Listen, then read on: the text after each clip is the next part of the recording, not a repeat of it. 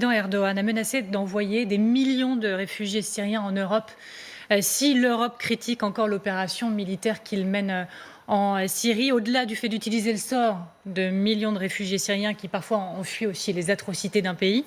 Est-ce que cette menace, selon vous, elle est réelle de la part du président turc? Et est-ce que cela fait vraiment peur, finalement, aux dirigeants européens? Alors, ça n'est pas la première fois que les flux de réfugiés sont utilisés comme une arme politique. Madame Merkel, notamment, en a beaucoup à la fois joué et souffert.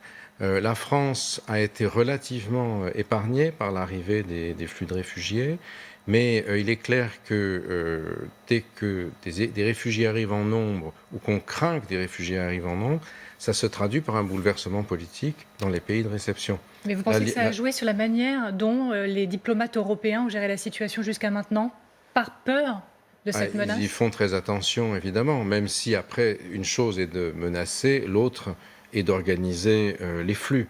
Mais ça a été très difficile de les maîtriser, et c'est seulement des accords avec la Turquie qui ont empêché, par exemple, les migrants de passer en Grèce ou en Bulgarie, qui ont permis de les réduire. Mais quand des flux arrivent en masse, vous avez vu en 2015 Madame Merkel, dans un élan à la fois de générosité, puis aussi pour trouver une main-d'œuvre importante parce que l'Allemagne est en crise démographique, a lancé son fameux Wir schaffen das, on va y arriver.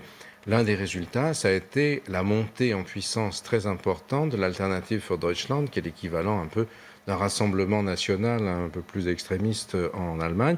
De même en Italie, M. Salvini a construit son aura, si j'ose dire, sur les questions de réfugiés illégaux qui arrivaient en Libye. Donc c'est un élément très important parce que ça joue sur la vie politique interne des pays européens. Avec la peur de monter de certains